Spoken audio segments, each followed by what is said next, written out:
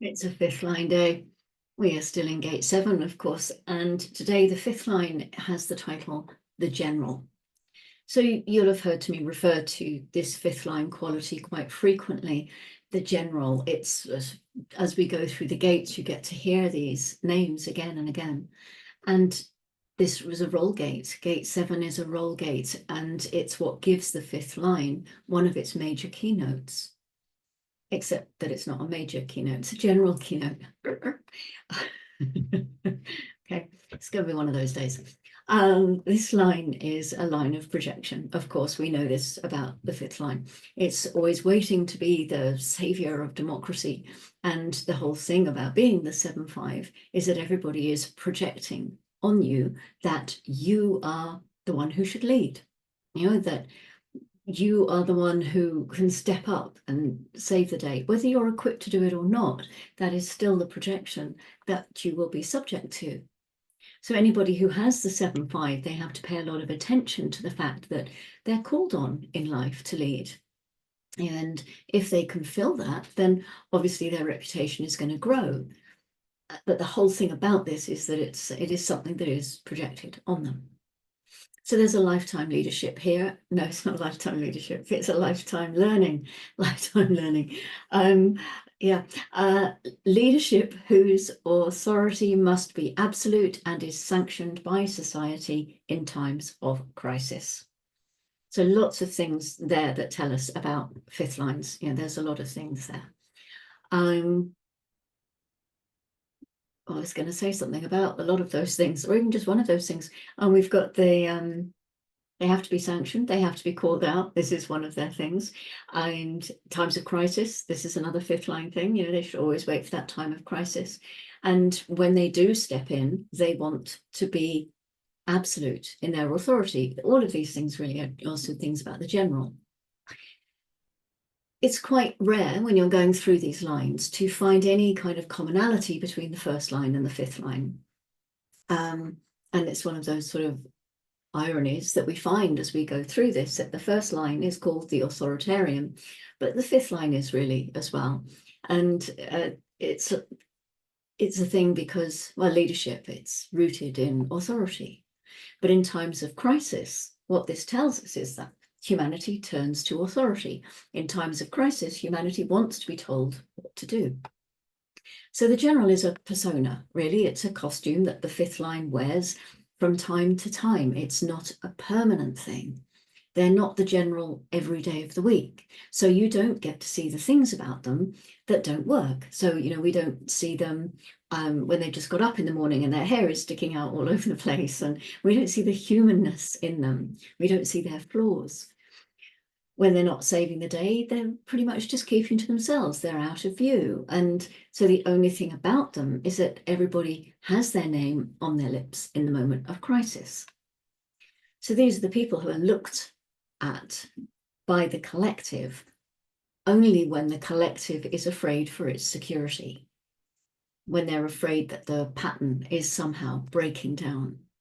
And the greatest success then for all of fifth lines lies in their capacity in times of crisis, that is so key, to bring something practical, which is also really, really key with fifth lines.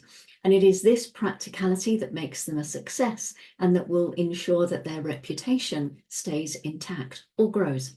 Reputation being another really important theme. So this is when fifth lines really are, when they can shine. In the harmony to democracy, which is the name of the second line in this seventh gate, society will give up its democratic leaders when it's in trouble. This line is sort of patterned on the Greek community, the ancient Greek community, in which there was a relative democracy. But when they got into trouble, they would go to one of their military commanders, one of their generals, and they would ask for help. They would give up their democratic ways and they would allow the general complete control until their enemies had been defeated. And then they would expect the general to go away and let them go back to their democracy. This is what was expected. And this is what is still expected. This is what humanity sees as the greatest value of a leader. They are there to guide them in times of crisis, and then they bugger off and leave us to our democracy.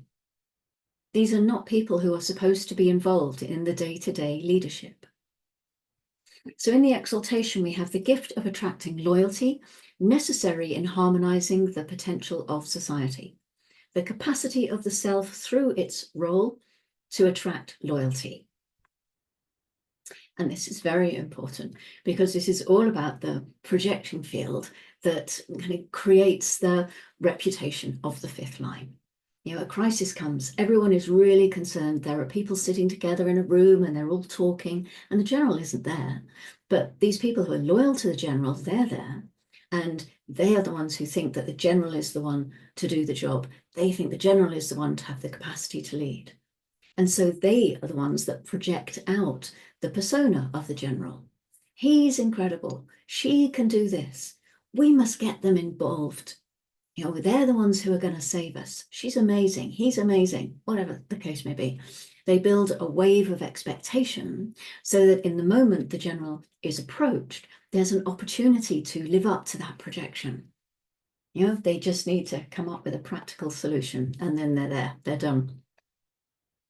In the detriment, we have the commander isolated from his troops and obsessed with victory at any price. The lack of loyalty when the self insists on isolation. I'm going to sneeze. I can feel it. Hold on a minute. Two. Might be another one. Two. Excuse me. Where was I? Fifth lines, generals. Ra. Ra was a fifth line. He had a fifth line personality. He was a 5-1. He knew in the early years after his experience with the voice that it was going to be those people who were close to him, who were loyal to him and were his friends really, and had watched his process unfold. They were the ones who would spread the word about him. He wouldn't do it on his own. He wouldn't be out there doing it on his own behalf. Even though he was on the cross of the clarion, he still had to be approached by other people. That's the mechanic, and eventually people sought him out.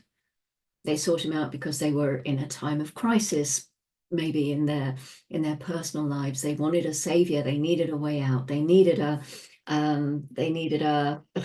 what's the word? They needed a shock, maybe, to initiate them. That's what I was looking for, to initiate them into a leap across the void, to find something different on the other side. This is the sort of thing, these were the crises that people were in, that they then sought out the human design system. There's something wrong in my life. I need a practical way to get it sorted out. And all of a sudden, his reputation began to expand because he would offer the human design system to people who came to him. They would find the practical value in it, and then things took off, and we are where we are today. The thing about being able to universalize, this is rooted in practicality. When the projection is fulfilled, the fifth line has enormous power. After all, if it's really the completion of the hexagram process. We have a sixth line, but it's sitting on top of the roof. It's overseeing the process. It's not really part of the workings of it. So it's sort of, what would you say? The general kind of gets isolated in that position of being at the top of the hexagram, the working top of the hexagram, if you like. There is an isolation to that.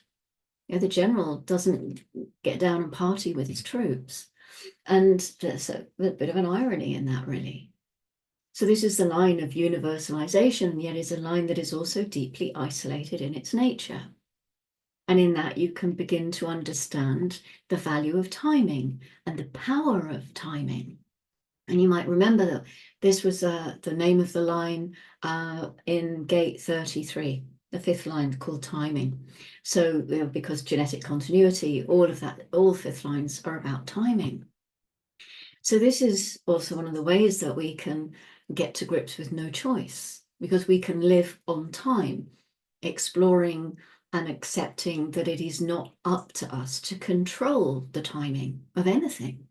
And yet there's no way for us intellectually to let go until we can live out our nature and see that the timing is correct.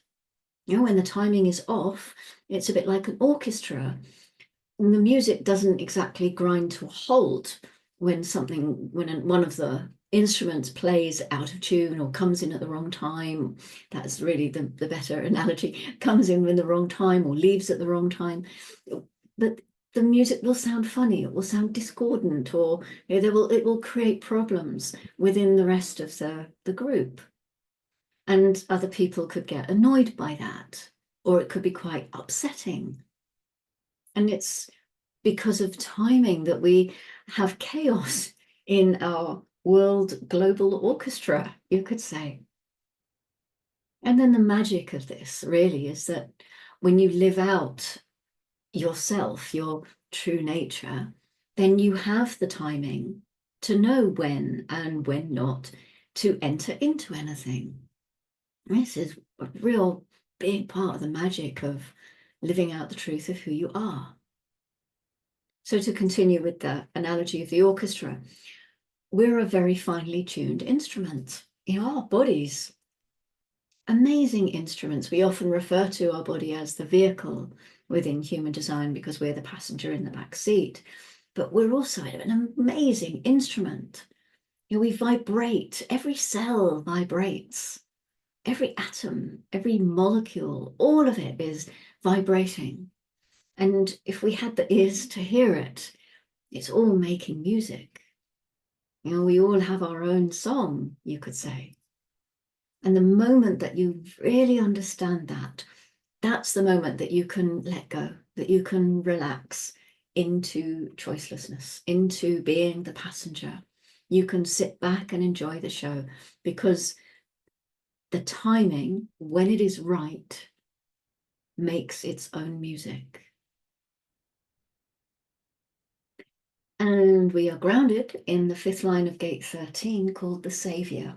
It's another great fifth line keynote.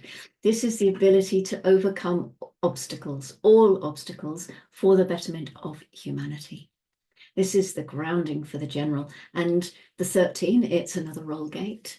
So the Savior is an important fifth line keynote. The general is projected upon that it can save the day. This is why fifth line generals can be trusted. It's why we automatically will put our faith in them, because they are the Savior. Venus is on the move later on today. At 1945, Venus moves into gate 40. This is the ego gate of deliverance, this tribal gate of aloneness. And it's the love of work combined with the willpower to exert oneself. And this love of work is often highly valued by society. But is it one of your personal values? Can you see the beauty in hard work? It's an interesting thing, really. If you look at the ethic that we have around work, years ago, I had a friend, this was one of my pre-human design friends. We don't have so much to do with each other anymore, but she has, one of the ways that she used to judge people was by their work ethic. They've got a good work ethic. He's got a good work ethic. He's good for my daughter because he's got such a good work ethic. And that was a very interesting way of how she would sort of put people into a different pile. They had a good work ethic, they didn't. It's like, okay. And this is very much the conditioning of Gate 40, but also the Global Consciousness Program, because Gate 40 has been in our background frequency for the last 412 years, coming up 412 years, my God, not long now, before it changes again. So this has been the major conditioning. It's why society is as powerful as it is. It's why community is as it is, because we've got that hard work ethic coming through from gate 40, fueled by the ego. Yeah, and I'm going off on one here about gate 40. I don't know who said it, but somebody, and if you know, please do leave a message in the comment, but somebody said, find a job that you love and you will never work a day in your life. I think it's one of those things you often see it on as a meme on Instagram. I think probably everybody has been credited with saying it one way or another through the years. Must have originated somewhere. But anyway, this is true for the 40th gate. As long as their hard work is appreciated by the community, by the tribe, as long as they receive the loyalty of their community, and their tribe, then they're not working so hard because they love to support the tribe. And this is just part of the job of the Gate 40. I have the Gate 40. It is part of why I love doing what I do here with the transits, because this is, in one way, it's my work. To bring human design to the world seems to be, I have fallen into this way of this being my job, but it doesn't feel like a job. I love doing it so much, and I get so much energy from doing it. And this is my 40th gate. It loves doing what it's doing, and I get appreciation and I get recognized, and that gives me that kind of, this is that sort of like, yeah, okay, this is the juice to keep me going and to bring it to you another day, another day, another transit report. It's like, yes, thank you, 40th gate. Thank you, Defined Ego. And the moon, what is the moon up to? The moon is still in the splenic gate. It's doing its splenic trip at the moment. This is the gate of depths, also called the well. And it carries a fear, like all of the splenic gates do. This is the fear of being seen as not having enough depth, or the fear of being seen as shallow. I guess you could also say it that way. And it's the same stream as gate 18. It comes up through that. And gate 48 is a very wise gate, and it's a kind of problem solving gate. It's that kind of, it's the fifth line of gates, if that's not too confusing an analogy to use. So then it carries on, stays in the splenic, of course, goes into gate 57. And gate 57 is the fear of the future, fear of tomorrow. This is the gate of the gentle. It's the intuitive insight. And it has a great clarity. This can be an amazing gate for clarity and for insight. And I've been with someone once who had this gate, right? And the stuff they came out with, it was extraordinary. And because I knew their design, it was also fine because I understood where this was coming from. But some of it was quite startling. And because of the cross they were on, the 5751, which I cannot quite remember. Let me have a look in my I Ching. The 57, is it penetration? I think it's penetration, isn't it? Yes, 57, 51. And so the 51 is the cross of shock, it's the gate of shock. And so these sort of intuitive insights can be quite shocking. And it's something to think about when you have this coming into your awareness. Now, we haven't got the 51, but the 57. What are your intuitive hits doing? Are you vocalizing them? Are you just sort of feeling them? How is it playing out in your experience? Because everything in all of this comes back to your experience. The moon is in 57. Put that in your design. What does it look like? Does it highlight a gate? Does it highlight a channel? Does it highlight a center? What does it bring for you? And how then does that enliven your experience? I was in a group yesterday, and it was so amazing. It was a very nourishing, it was so yummy. There were 6 of us, 1 manifesting generator and 5 projectors, 4 of whom were splenic projectors. And there was just this real richness to the intuition that was coming out, because a couple of them had this intuitive thing. And talking about the power of actually experiencing these. And one of the guys there, he said that it's, and I'm not sure, he referenced somebody else who might have been Peter Sherber. I'm not absolutely sure. Again, if somebody knows this, please do put it in the comments so that we can all sort of bear in mind who it is, because this isn't me saying this. But it's that you look at the transit as if it is a player on your stage. You have your design, and that's the whole sort of picture, if you like. This is you as you appear in the world. And then the transits come in, or other people come in, and they bring different things to you, but they don't change your essential nature. And so they can be seen as characters coming on stage, playing their part. And how do you interact with them? How does that bring a richness to your experience? Or is it uncomfortable in your experience? Because not all these transits are fun. Some of them can, if they highlight you in a uncomfortable way, or maybe they bridge your split in a way that's not really comfortable, or whatever it is, that they might remind you of your mother or an uncle or whatever it is. That's your personal experience, and that is what's going to really make your experiment so juicy. Yeah. I said it is one of those days, isn't it? Yeah, observe it, watch it. It's just weather, but it's your weather. So what's it doing? Um, Last moon gate is gate 32, and this is the fear of failure. And in a way, it's the ultimate failure. I mean, we've got two kind of fears of death in a way, because gate 28 is the fear of dying before finding what your place is in the world, finding what you're here to fight for. Gate 32 is the fear of failure. It's a tribal gate, but it's sort of the ultimate failure is death in a way. I mean, that could be, you could twist it and see it, not that way, twist it. I don't really mean twist it. You could nuance it in that way.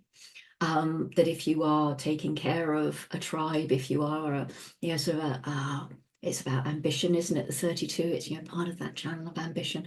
If you're bringing in the continuity for your tribe and you die, then maybe that could be, although you won't really care. I have no idea where I'm going with this today. Yeah. Anyway, it's another splenic gate, so it is all about survival, and it's and survival and security. So yeah, don't die. Don't die. Not ever. I think I should go now, and we're into it's not a new gate tomorrow. It's the top of the hexagram tomorrow. 7 6. So I'm going for a lie down. And we'll see what tomorrow brings. So thank you very much for joining me. I hope you followed all my ramblings today, and until tomorrow and every day, go gently.